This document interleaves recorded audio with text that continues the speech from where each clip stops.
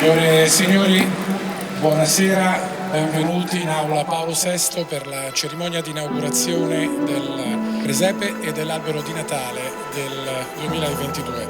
Come sapete, il presepe quest'anno arriva dalle Alpi Carniche. Prego, accendiamo il presepe di Natale di Piazza San Pietro.